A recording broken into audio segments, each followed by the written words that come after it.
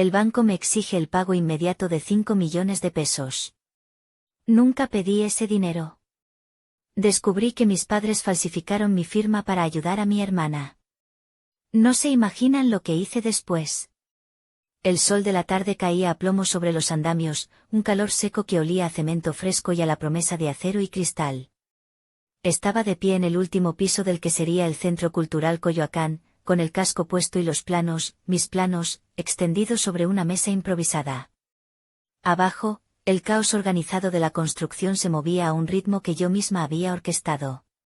Cada viga, cada muro, cada ventana había nacido primero como una línea en mi cuaderno, luego como un modelo tridimensional en mi computadora, y ahora, se alzaba real y tangible contra el cielo azul y brumoso de la Ciudad de México.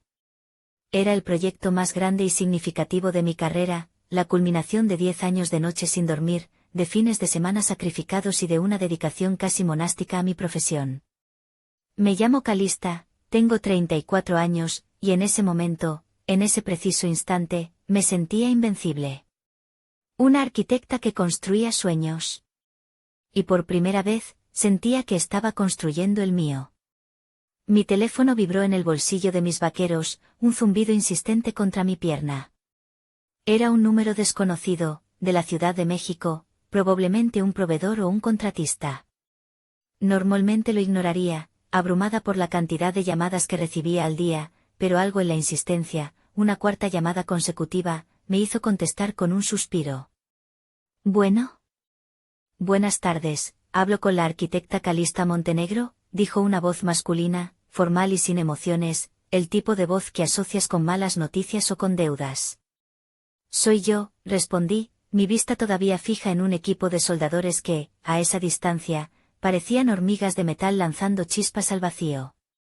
¿En qué puedo ayudarle? Le llamo del Banco Nacional, mi nombre es el señor Tovar, gerente de créditos empresariales. El motivo de mi llamada es para verificar una información sobre un préstamo a su nombre, el folio 7B42, que presenta un atraso de 62 días en su pago. Fruncí el ceño.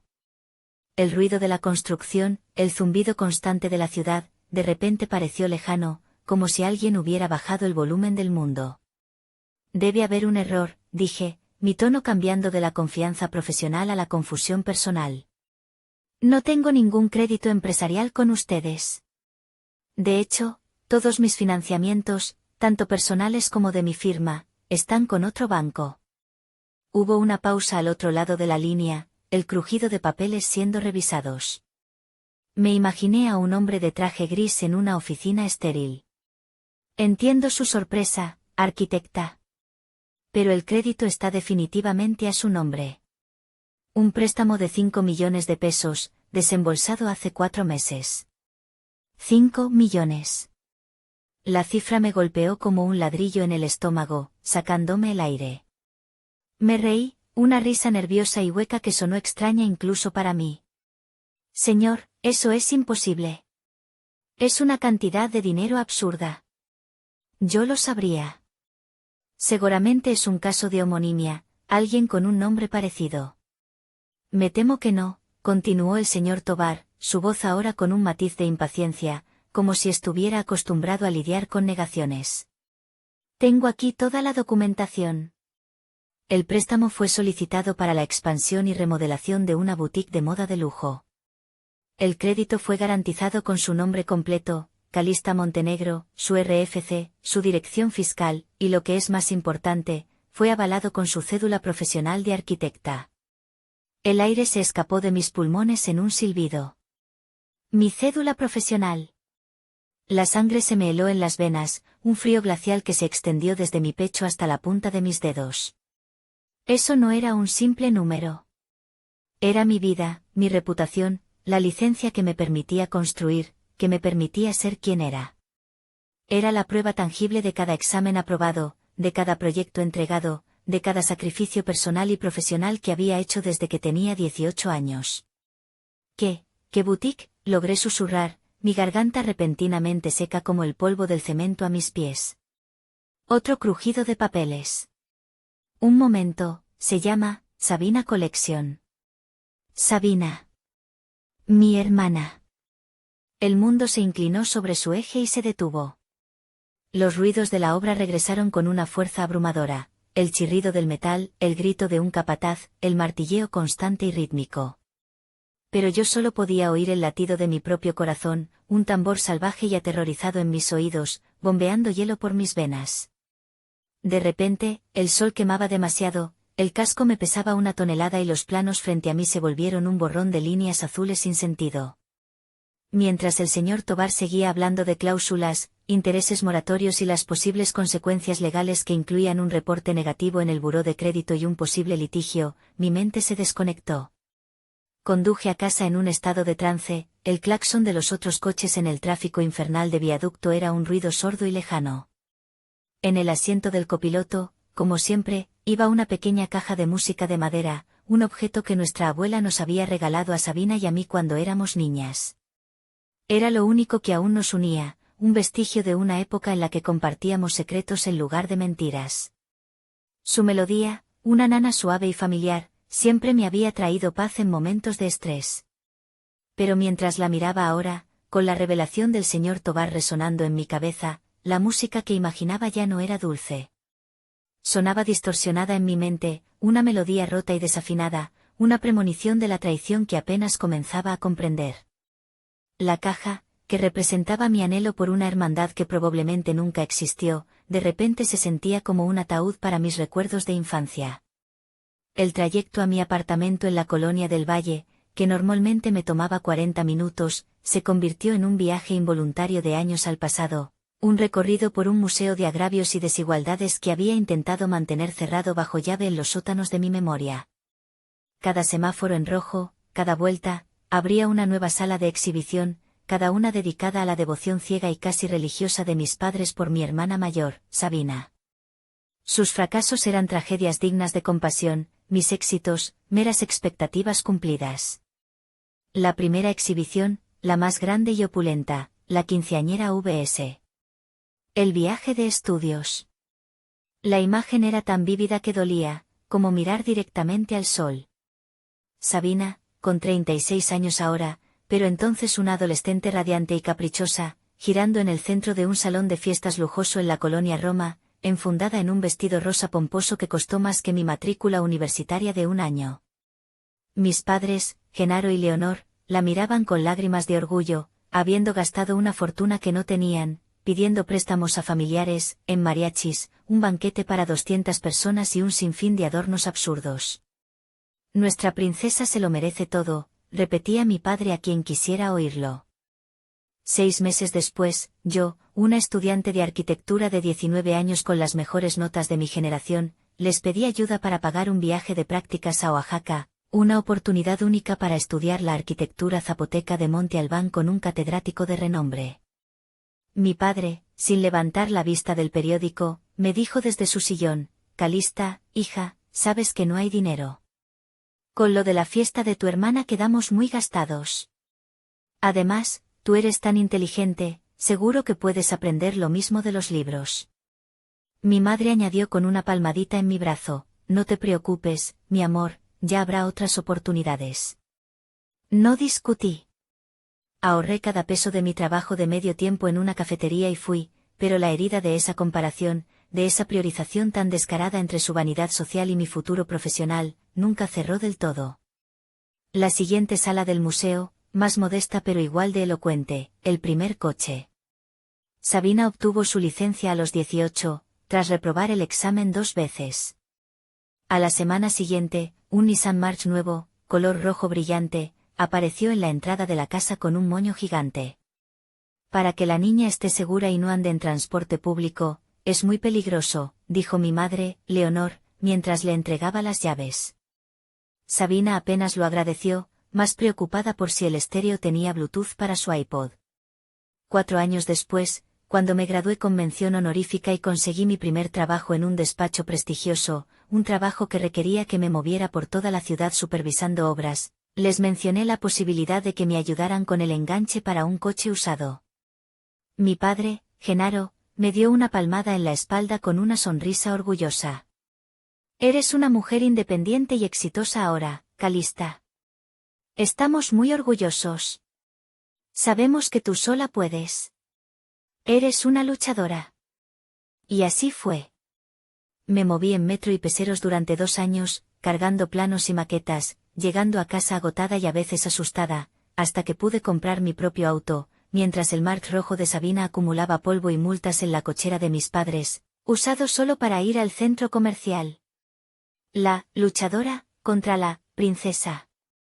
Los papeles siempre habían estado muy claros. La exhibición más reciente y dolorosa, la que ahora cobraba un sentido aterrador, la visita inocente. Hacía apenas 3 meses. Mi madre y Sabina aparecieron en mi despacho de la colonia Condesa sin avisar, con el pretexto de venir a ver dónde trabaja la arquitecta estrella de la familia. Mientras mi madre me distraía con preguntas insulsas sobre mis plantas y mi vida amorosa, Sabina recorría la oficina, tocándolo todo, sus ojos brillantes de una curiosidad que ahora me parecía siniestra y depredadora. Se detuvo en mi escritorio, justo al lado de donde guardaba mis documentos importantes. «Oye, hermanita, ¿y este es tu sello?», preguntó, levantando mi pesado sello profesional de arquitecta. «Debe ser súper importante, ¿no? Sella algo, quiero ver cómo queda». Recuerdo haberle dicho que no, que solo se usaba en documentos oficiales. Ella hizo un puchero. Luego, mirando unos planos que estaba por firmar, añadió con una risa cantarina que ahora me helaba la sangre: «Tu firma debe valer oro, ¿verdad? Con esto podrías construir un imperio». Recuerdo haber sentido una punzada de incomodidad, pero la descarté como una de sus tonterías superficiales. Era Sabina, siempre fascinada por los símbolos externos del éxito, nunca por el trabajo que había detrás. Nunca imaginé que no estaba admirando mi logro, sino calculando su valor en el mercado negro de la traición familiar. No era curiosidad, era una evaluación de activos. Mis activos.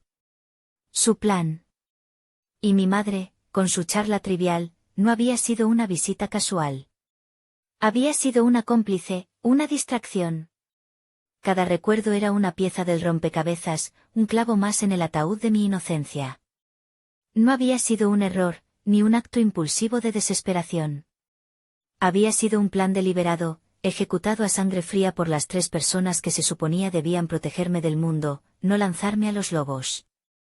La llamada del banco no había sido el principio del problema, solo había sido la alarma de incendio sonando en un edificio que llevaba años ardiendo en silencio, y yo había estado demasiado ocupada construyendo otros mundos como para darme cuenta de que el mío se estaba quemando.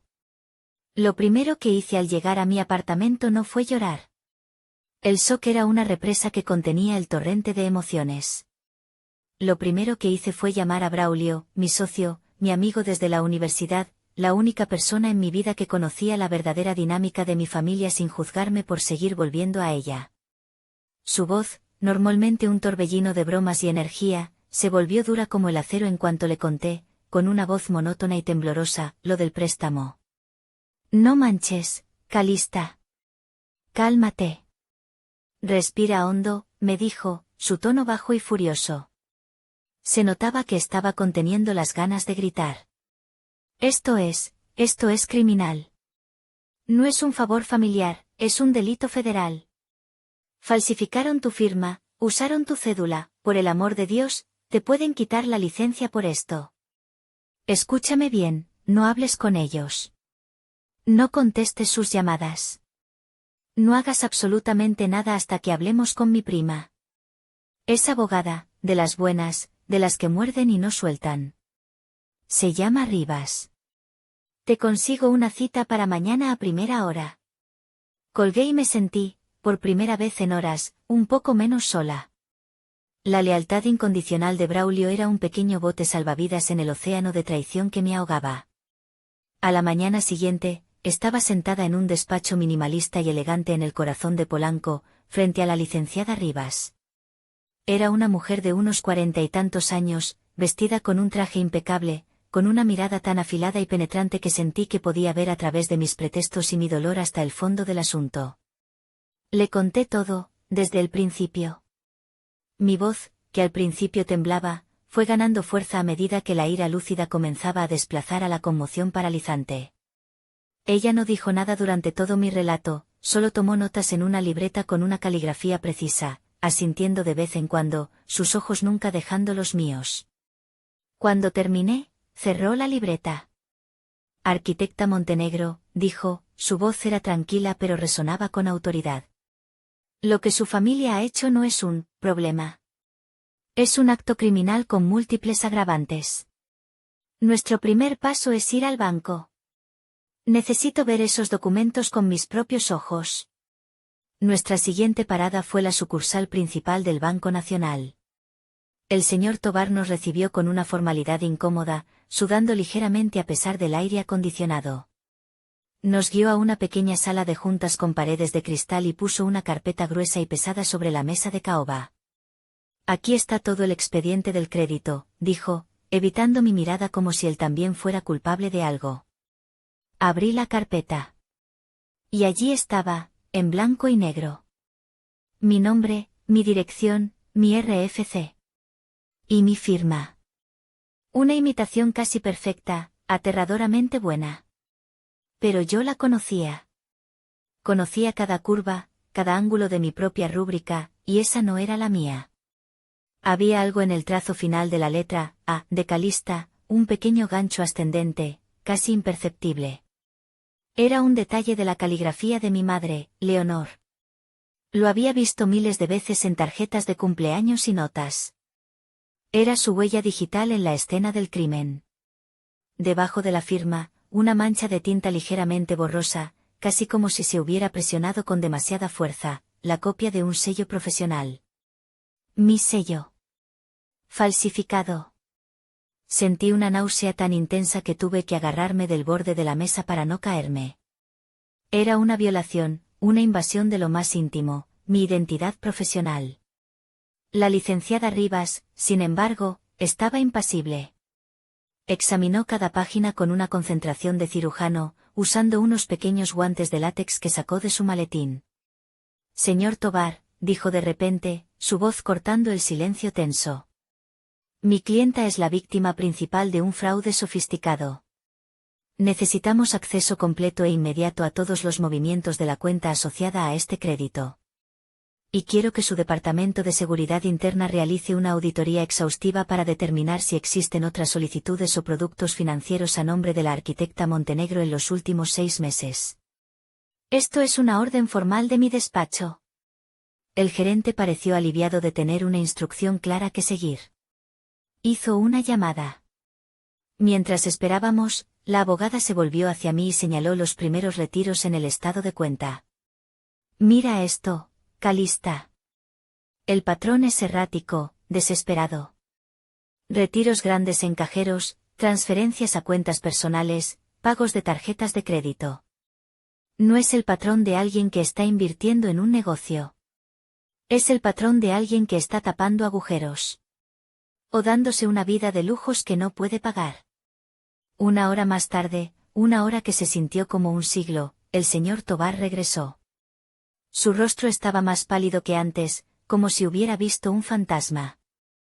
Llevaba varias hojas impresas recién salidas de la impresora.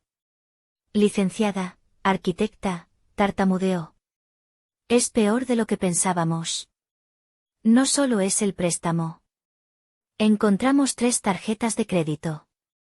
American Express Platino, Visa Infinite, Mastercard Black. Todas solicitadas online con la misma documentación falsificada que el crédito. Todas están al límite de su capacidad.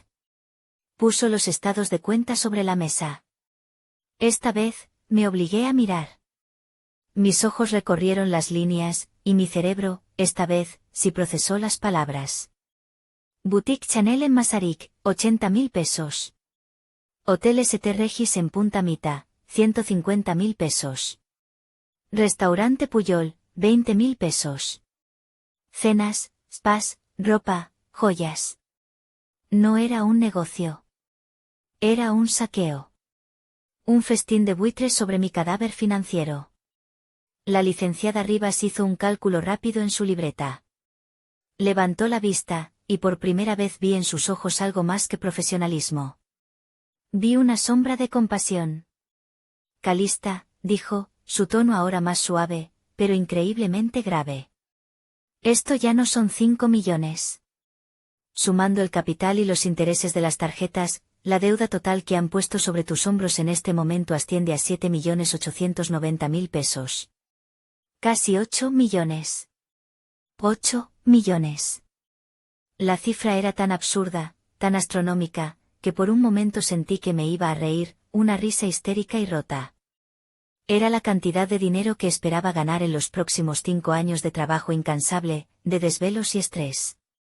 Y ellos, mi propia familia, la habían gastado en unos pocos meses, en lujos, en apariencias, en nada. El abismo que se había abierto bajo mis pies el día anterior de repente se hizo más profundo, más oscuro, insondable. Y en el fondo, vi los rostros sonrientes de mi madre, mi padre y mi hermana, empujándome al vacío sin la menor duda. Esa noche, conduje hasta la casa de mis padres en la colonia Narvarte. La licenciada Rivas me había suplicado que no lo hiciera. No ganes nada y lo puedes perder todo. Pueden manipularte. Graba cualquier conversación, pero no los confrontes en persona. No todavía. Pero yo no podía seguir su consejo. No era una cuestión de estrategia legal, era una necesidad visceral. Necesitaba verlo. Necesitaba ver sus rostros, oír sus voces diciendo las mentiras, obligar a mi corazón a aceptar lo que mi mente ya sabía de forma irrefutable. Necesitaba matar la última y estúpida esperanza. Entré sin tocar, usando mi vieja llave. Estaban en la sala, viendo una telenovela a todo volumen. Mi madre, Leonor, bordando en su sillón favorito. Mi padre, Genaro, leyendo el periódico deportivo. Y mi hermana, Sabina, recostada en el sofá más grande, desplazándose por su teléfono con una expresión de absoluto aburrimiento. Una escena de normalidad tan grotesca, tan insultante, que me revolvió el estómago. Mi madre fue la primera en verme. Su rostro se iluminó con una sonrisa practicada, la que usaba para las visitas. Calista, hija. ¡Qué milagro! ¿No nos avisaste que venías? ¿Quieres que te caliente un poco de sopa? Sabina levantó la vista de su teléfono apenas un segundo. Hola, murmuró, y volvió a su pantalla. Mi padre solo asintió en mi dirección, sus ojos fijos en la sección de fútbol. Era como si yo fuera una interrupción menor en su rutina sagrada. Caminé hacia la televisión y la apagué con el botón principal. El silencio repentino fue como una explosión. Los tres se volvieron a mirarme, finalmente, con expresiones de sorpresa e irritación. Necesitamos hablar, dije. Mi voz sonó extrañamente calmada, como si perteneciera a otra persona, a la licenciada Rivas tal vez. Puse mi bolso en el suelo y me quedé de pie, en el centro de la habitación, el punto focal de su atención no deseada. El banco me llamó, repetí la frase que había iniciado todo. La sonrisa de mi madre vaciló, pero no desapareció. Se transformó en una mueca de preocupación ensayada. Ah, eso, dijo, doblando su bordado con cuidado. Justo íbamos a comentarte este fin de semana, ¿verdad, Genaro? No queríamos preocuparte entre semana con tanto trabajo que tienes. ¿Preocuparme? Repetí, y esta vez, una risa amarga y genuina se escapó de mis labios. ¿Preocuparme por un fraude de 8 millones de pesos a mi nombre? No, claro que no. ¿Por qué iba a preocuparme por algo tan trivial? Sabina dejó su teléfono a un lado con un bufido, sentándose de golpe. Su expresión era de fastidio puro. Ay, ya vas a empezar con tu drama. Siempre tan exagerada, Calista. Obviamente te lo vamos a pagar. No es para tanto. ¿No es para tanto? Mi voz se elevó, rompiendo la falsa calma, cargada con la furia de los últimos 2 días. Falsificaron mi firma, Sabina, usaron mi cédula profesional, la licencia que me costó una década de mi vida, de sangre, sudor y lágrimas, conseguir. ¿Tienen la más remota idea de lo que significa eso? Significa que puedo ir a la cárcel por complicidad. Significa que el Colegio de Arquitectos puede revocar mi licencia, significa que puedo perder mi carrera, mi firma, todo, para siempre. No seas tan negativa, intervino mi padre, finalmente dignándose a participar en la conversación, doblando su periódico con una lentitud exasperante. Era solo un poco de ayuda para tu hermana. Las cosas no le han ido bien. Necesitaba un empujoncito con su negocio. Es tu familia. Las familias se apoyan.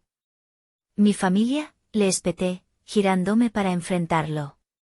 Mi familia se supone que debe protegerme, no usarme como un escudo humano financiero. ¿Un empujoncito? He visto los estados de cuenta, bolsos de Chanel, viajes a la Riviera Maya, spas de lujo. ¿Ese es el negocio que estaban financiando? ¿El negocio de vivir como millonarios a costa de mi ruina? Sabina se puso de pie, su rostro enrojecido de una ira narcisista. ¿Y qué? Merezco tener cosas bonitas. Llevo años intentando levantar mi marca. Tú no entiendes lo que es mantener una imagen en este medio. Además, es mi problema cómo uso el dinero. Tú eres una arquitecta exitosa, ganas muy bien. Ayudar a tu hermana mayor, la que te cuidó cuando eras niña, es lo menos que podías hacer. Deberías sentirte orgullosa de poder hacerlo. Su descaro, su audacia para retorcer la realidad y pintarme a mí como la ingrata, me dejó sin aliento. Miré a mis padres, desesperada, buscando una pizca de razón, de vergüenza, de amor por mí. No encontré nada. Solo la misma justificación ciega de siempre, la misma defensa a ultranza de su hija fallida. Esto puede destruirme, dije, mi voz ahora un susurro roto, un último y patético intento de apelar a su humanidad. Me dirigí a mi madre. Todo por lo que he trabajado desde que salí de la universidad, lo pueden destruir en un segundo. Fue entonces cuando mi padre se levantó. Se acercó a mí, su rostro endurecido por una furia fría que nunca antes le había visto. No era la furia de un padre decepcionado, sino la de un carcelero cuyo prisionero se está rebelando. Me apuntó con el dedo, su mano a escasos centímetros de mi cara. Silencio, rugió, su voz llenando la pequeña sala, haciendo vibrar los cristales de las fotos familiares en la pared. Ya basta de quejarte. Ayuda a tu hermana, para eso tienes tanto éxito. Para eso te pagamos la universidad, para que fueras alguien de provecho para esta familia. ¿Es tu obligación, o qué? ¿Prefieres verla fracasada y humillada ante sus amigas, ante toda la gente que nos conoce? Esa fue la frase. La que lo rompió todo.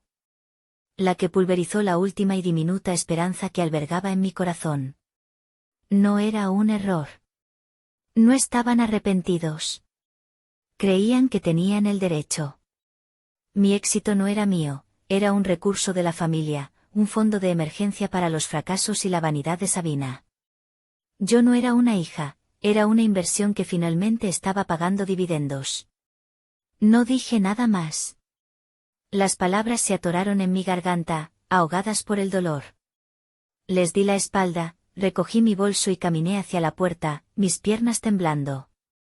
¿A dónde vas? No hemos terminado de hablar, gritó mi madre, un atisbo de pánico en su voz al ver que su control se desvanecía. Me detuve en el umbral, pero no me volví. Necesito pensar, mentí, mi voz hueca. Salí de esa casa y cerré la puerta detrás de mí. Y con ese clic, supe que no solo había cerrado una puerta física. Había cerrado el mausoleo de mi vida anterior. La Calista que siempre buscaba su aprobación, que anhelaba una migaja de su cariño, había muerto asesinada en esa sala. Y en su lugar, algo nuevo, algo frío y afilado como el acero de las estructuras que yo diseñaba, comenzaba a nacer. El plan ya no era solo una estrategia legal con la licenciada Rivas para salvar mi pellejo. Ahora era una misión personal de demolición y reconstrucción. La siguiente semana fue un torbellino de actividad silenciosa y metódica, un ballet de precisión legal ejecutado desde la fortaleza que era el despacho de la licenciada Rivas. Mientras mi familia probablemente esperaba que yo, como siempre, me tragara el abuso, llorara en silencio y empezara a buscar formas de pagar la deuda para evitar el escándalo, yo estaba haciendo algo muy diferente. Pasé horas revisando documentos, firmando autorizaciones, reuniéndome con peritos calígrafos y auditores forenses. Estaba construyendo un caso, no defendiéndome de uno. Estaba trazando una estrategia que era tan precisa y calculada como uno de mis planos arquitectónicos, donde cada pieza debía encajar a la perfección. cada llamada que recibía de mi madre o de mi tía Ofelia, la eterna pacificadora que siempre terminaba poniéndose del lado de los verdugos, la enviaba directamente al buzón de voz. Escuchaba los mensajes por la noche, no por masoquismo, sino como recordatorios de por qué estaba haciendo esto. Eran una colección de obras maestras de la manipulación emocional. Calista, mi hijita, soy yo, tu madre. Estamos muy preocupados. No nos contestas. Tu hermana está muy triste, no ha salido de su cuarto, piensa que estás enojada con ella. Por favor, llámanos. Somos familia, lo arreglaremos juntas, decía mi madre, su voz temblorosa de una pena completamente fabricada. Sobrina, soy tu tía Ofelia. Tu mamá me contó que tuvieron una discusión. No sé qué pasó, pero la familia es lo más sagrado. Los problemas se arreglan hablando, no con silencios que lastiman a todos. Piensa en tus padres, ya están grandes para estos disgustos, decía mi tía, la experta en hacerme sentir culpable por establecer límites. Finalmente, después de 7 días de un silencio de radio que seguramente los estaba volviendo locos, decidí que era hora de actuar. Era un viernes por la tarde. Respiré hondo, ensayé mi papel una última vez frente al espejo, y marqué el número de mi madre. Hija, por fin, estaba a punto de ir a buscarte a tu apartamento, exclamó con un alivio que sonaba completamente falso, como si hubiera estado conteniendo la respiración durante una semana. ¿Estás bien? ¿Dónde te habías metido? Puse en mi voz un tono de agotamiento y resignación, un papel que había interpretado tantas veces en mi vida que me salía natural, como una segunda piel. He estado, pensando. Y hablando con gente. Moviendo mis contactos. Escuchen, esto es muy serio, pero creo que encontré una solución. Hubo un silencio expectante al otro lado. Pude imaginar a mi madre haciendo señas a mi padre y a Sabina para que se callaran. ¿De verdad, mi amor? Sabía que lo entenderías. Siempre has sido una chica tan inteligente y tan buena. El banco está dispuesto a reestructurar la deuda. Después de mucho rogar y usar el nombre de mi firma, accedieron. Van a consolidar el préstamo y las tarjetas en un nuevo crédito a largo plazo, con una tasa de interés preferencial. Básicamente, lo pondrían todo a mi nombre oficialmente, pero con mejores condiciones para que yo pueda irlo pagando poco a poco, sin que afecte tanto mi historial. ¡Ay, gracias a Dios, gracias, Virgencita!, casi gritó mi madre. Pude oírla transmitirle la noticia a mi padre y a Sabina en el fondo. Hubo murmullos de celebración, risas ahogadas de alivio. Habían ganado. La mula de carga había aceptado su destino. Pero, continué, dejando que la palabra flotara en el aire, cargada de peso. Hay una condición. Es un trámite legal muy estricto, por el monto tan alto. Necesitan que los 4 estemos presentes para firmar el nuevo acuerdo. Papá y tú como testigos y avales morales, para que quede constancia de que están enterados y apoyan el acuerdo. Y Sabina y yo como partes involucradas, ella como la deudora original y yo como la que asume la responsabilidad. El director del banco quiere asegurarse de que toda la familia está de acuerdo y que no habrá problemas legales o malentendidos en el futuro. Claro, claro, lo que sea necesario, hija. No te preocupes. Cuenta con nosotros, dijo mi padre, tomando el teléfono. Su voz sonaba jovial, paternal, como si me estuviera haciendo el más grande de los favores. Perfecto. La cita es mañana, sábado, a las 11 de la mañana. En la sucursal principal del banco, en la sala de juntas del piso directivo. Nos prestarán la sala para tener privacidad. Por favor, sean muy puntuales. Es gente muy importante. Ahí estaremos sin falta, dijo Sabina, arrebatándole el teléfono a mi padre. Su voz estaba llena de un triunfo apenas disimulado. Sabía que entrarías en razón, hermanita. ¿Ves? Al final, la sangre siempre llama. Colgué el teléfono, mi mano temblando ligeramente por la adrenalina. La sangre siempre llama, repetí en voz baja en la soledad de mi coche. Sí, lo hacía. Pero a veces no llamaba para unir, sino para arrastrarte al fondo del abismo con ella. Y yo estaba a punto de cortar esa llamada para siempre. Esa noche, como para confirmar mi resolución, recibí un mensaje de texto de Sabina. Era una foto de un bolso de Balenciaga que acababa de ver en Instagram. El texto decía: cuando todo esto pase y respiremos tranquilas, me lo merezco, ¿no crees? Por todo el estrés que he pasado. Miré el mensaje, la bilis subiendo por mi garganta. Su absoluta, inquebrantable y patológica falta de conciencia era casi admirable. No respondí. Simplemente guardé la captura de pantalla.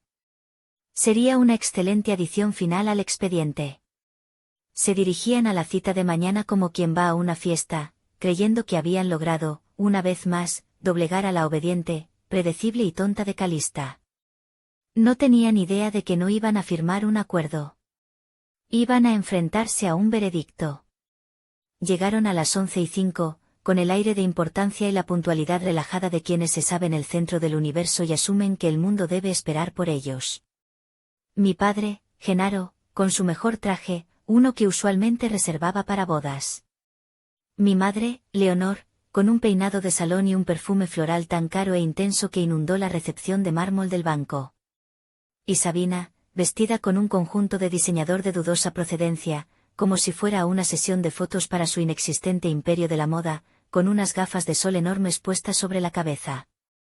Caminaron hacia mí, que los esperaba de pie junto a los elevadores, con sonrisas condescendientes y un aire de magnanimidad. Perdón por la tardanza, hija, el tráfico en esta ciudad es imposible, dijo mi madre, dándome un beso al aire que esquivé sutilmente.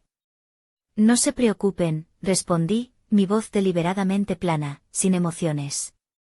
Ya nos están esperando. Los guié en silencio por un pasillo de mármol pulido hasta una imponente puerta doble de caoba. La sala de juntas principal, anuncié, y giré la manija. Cuando abrí la puerta, sus sonrisas se congelaron y luego se desvanecieron, reemplazadas por una confusión palpable. Dentro, sentados a la larga y brillante mesa de conferencias, no estaba solo el señor Tovar con una sonrisa nerviosa.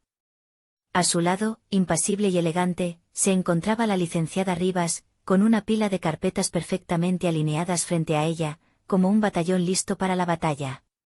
Y de pie, junto a la ventana panorámica que daba al Ángel de la Independencia, con los brazos cruzados, había dos personas, un hombre y una mujer, vestidos de civil pero con una postura y una mirada que irradiaban una autoridad que no provenía de un título corporativo. La atmósfera en la habitación era gélida, pesada, como el aire antes de una tormenta eléctrica. ¿Qué es esto, Calista? ¿Quiénes son todas estas personas?, preguntó mi padre, su voz perdiendo el tono jovial y adquiriendo un filo de sospecha. Siéntense, por favor, dije, señalando las 4 sillas de cuero vacías al otro lado de la mesa. Dudaron un momento, intercambiando miradas nerviosas, pero la presencia de los extraños los cohibió y finalmente obedecieron. Me senté junto a mi abogada, frente a ellos. Dejé que el silencio se extendiera por un momento denso y cargado de tensión. Luego, empujé suavemente una de las carpetas a través de la mesa. Se detuvo justo frente a mi padre. Esto, dije, mi voz resonando en el silencio mortal, clara y sin un ápice de temblor, no es una reestructuración de deuda. Es la evidencia completa y documentada de los delitos de fraude, falsificación de documentos públicos y privados, y robo de identidad que ustedes 3 cometieron en mi contra. Mi madre soltó una risita nerviosa, casi un chillido. Calista, ya deja de jugar. No es nada gracioso. Vinimos a ayudarte. Pero Sabina estaba pálida como un fantasma. Sus ojos iban de la carpeta a los rostros severos de los extraños en la habitación. Empezaba a entender. Y eso, continué, ignorando a mi madre, mi mirada fija en mi padre, es solo el principio de sus problemas. La licenciada Rivas tomó la palabra, su voz precisa como un bisturí. Durante nuestra investigación, descubrimos que los 8 millones de pesos no eran para una boutique. Eran un intento desesperado por tapar un agujero financiero mucho más grande. Abrió una segunda carpeta, revelando diagramas de flujo, nombres y fechas. Descubrimos un esquema Ponzi. Un fraude piramidal que la señora Sabina Montenegro operaba desde hace 2 años, dirigido principalmente a mujeres de la tercera edad, amigas de su propia madre, prometiéndoles rendimientos imposibles en supuestas inversiones de moda de lujo. El rostro de mi padre se descompuso. Pasó de la confusión a la incredulidad y finalmente al horror. Miró a Sabina, luego a mi madre.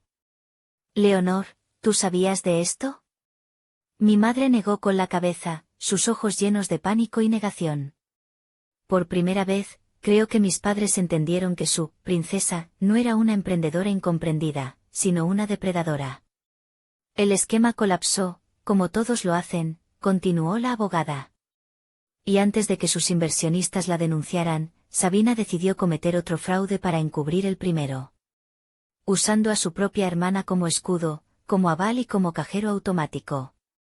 En ese preciso momento, como si hubiera sido ensayado, la puerta de la sala de juntas se abrió de nuevo. Todos nos volvimos. De pie en el umbral, apoyada en un bastón, con una elegancia frágil pero una mirada de acero, estaba la señora Elizondo, una viuda de 80 años, la mejor amiga de mi madre desde la infancia, la mujer a la que yo llamaba tía desde niña. Leonor, dijo la señora Elizondo, su voz temblando, no de debilidad, sino de una furia contenida durante meses. Ignoró a todos los demás en la habitación. Le di a tu hija los ahorros de toda mi vida. El dinero que mi esposo, que en paz descanse, y yo trabajamos 50 años para juntar. Me dijo que era una inversión segura. Me dijo que Calista, tu hija la arquitecta, la inteligente, la estaba asesorando. Confié en ti, Leonor. Confié en tu familia. Mi madre soltó un sollozo ahogado, cubriéndose la boca con las manos. La confrontación ya no era un asunto legal abstracto entre carpetas. Era personal, era real. Era la encarnación de su traición, de pie, mirándola a los ojos. Los 2 detectives se adelantaron, sus movimientos tranquilos y profesionales. Sabina Montenegro, Genaro Montenegro, Leonor Castillo de Montenegro, dijo la mujer, mostrando su placa de la policía financiera. Están detenidos por su presunta participación en los delitos de fraude, asociación delictuosa y delincuencia organizada. Tienen derecho a permanecer en silencio. Cualquier cosa que digan puede y será usada en su contra. La justicia, al final, tenía más de un rostro. Y hoy, llevaba el rostro herido pero digno de una anciana a la que le habían robado su futuro, y el rostro resuelto de una hermana que había decidido que el silencio y el sacrificio ya no eran una opción. El caos que siguió fue una sinfonía de desesperación, negación e ira, una explosión de emociones contenidas que finalmente reventaron la fachada de familia respetable. Mi madre fue la primera en romperse por completo, sus gritos agudos y desgarradores rebotando en las paredes de cristal de la sala de juntas. No pueden hacer esto, es un error, mi hija no es una criminal, ella es una buena chica, chillaba, señalando a Sabina, quien estaba paralizada en su silla, con la boca abierta y los ojos vidriosos, como si su cerebro se hubiera desconectado de la realidad. Luego, su dedo acusador, tembloroso de rabia, se giró hacia mí.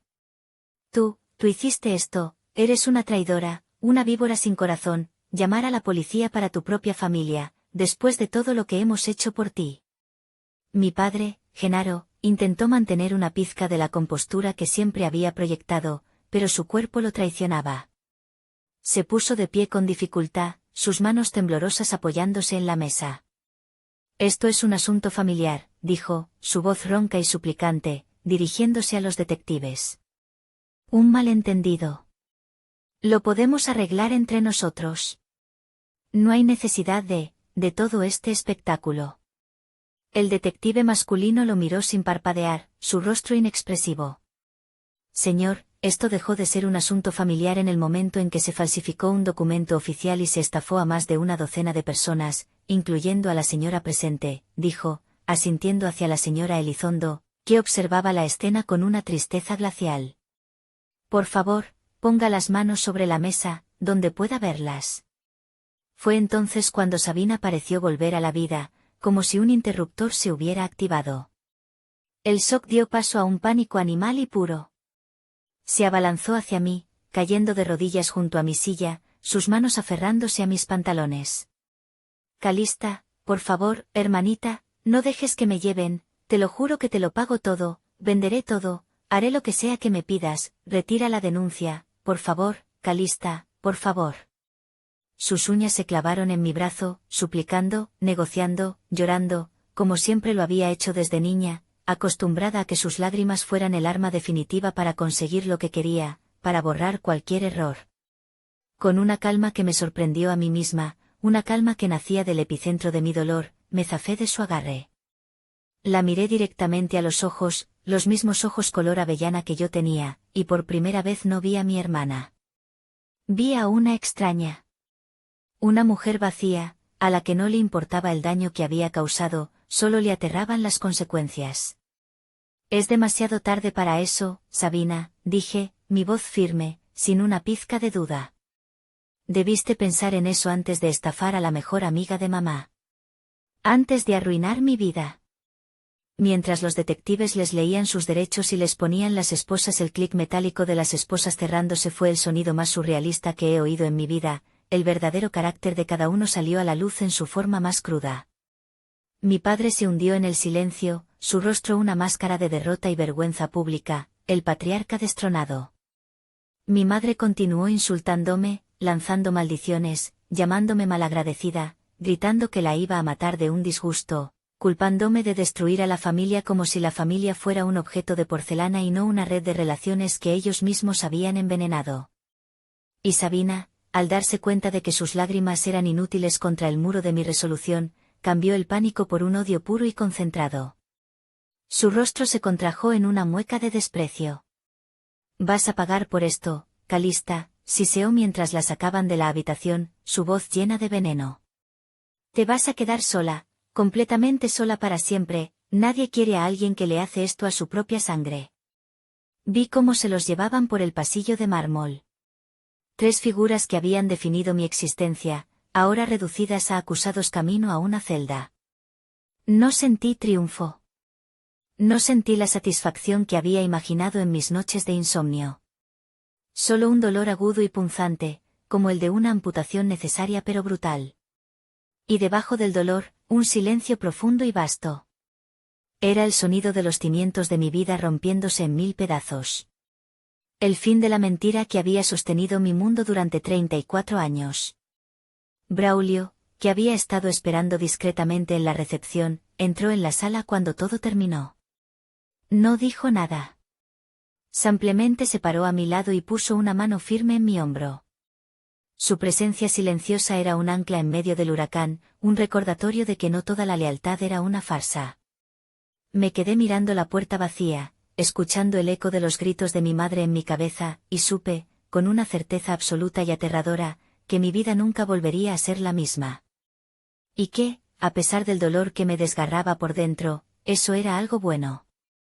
Era el comienzo de la verdad. Los meses que siguieron fueron una lección brutal sobre la naturaleza del escándalo, la burocracia y la resiliencia humana. El caso de mi familia se convirtió en una noticia de interés local, un drama de sobremesa servido en los noticieros de la tarde. Arquitecta denuncia a su propia familia por fraude millonario, titulaban los periódicos sensacionalistas. Tuve que soportar la humillación pública, las miradas curiosas de extraños en la calle, y el juicio silencioso pero implacable de algunos parientes lejanos. Mi tía Ofelia me llamó una única vez para decirme, con una voz llena de reproche, que la ropa sucia se lava en casa y que yo había roto a la familia para siempre. Le colgué el teléfono y bloqueé su número. Legalmente, fue una batalla cuesta arriba, una segunda guerra que tuve que librar después de la confrontación inicial. Tuve que demostrar mi inocencia y mi estatus de víctima ante el Colegio de Arquitectos, que inició una investigación sobre el uso indebido de mi cédula profesional. Tuve que litigar contra cada uno de los bancos para limpiar mi historial crediticio, que había quedado hecho cenizas. La licenciada Rivas fue mi roca, mi general en el campo de batalla, defendiendo mi nombre con una ferocidad y una competencia que me inspiraban un profundo respeto. Lentamente, dolorosamente, documento por documento, logramos limpiar mi expediente y proteger mi licencia. Fue un proceso agotador que me costó una fortuna en honorarios legales, pero cada peso gastado era una inversión en mi futuro, en mi derecho a existir profesionalmente. El juicio fue breve y contundente. La evidencia que habíamos recopilado era abrumadora e irrefutable. La señora Elizondo y otras 3 víctimas del esquema Ponzi de Sabina testificaron con una dignidad que silenció la sala. Sabina, como autora intelectual del fraude piramidal y del robo de mi identidad, recibió una sentencia de 15 años de prisión. Mis padres, por su complicidad en la falsificación y el fraude bancario, recibieron sentencias de 5 años, reducidas por su edad y su cooperación tardía con la fiscalía una vez que se vieron sin salida. Los vi por última vez en la corte, vestidos con el uniforme beige de los acusados, 3 extraños al otro lado de la sala. No cruzamos miradas. Ya no había nada que decir. Eran personajes de un libro que finalmente había terminado de leer. Una vez que el polvo legal se asentó, me encontré en un lugar nuevo y desconocido, La Paz. El teléfono ya no sonaba con demandas constantes y chantajes emocionales. Los domingos ya no estaban llenos de comidas familiares tensas y obligaciones forzadas. El silencio, al principio, era ensordecedor y se sentía como soledad. Pero poco a poco, empecé a llenarlo con mi propia voz, mis propias decisiones, mis propios deseos. Empecé a descubrir quién era Calista cuando no estaba tratando de ser la hija perfecta o la hermana salvadora.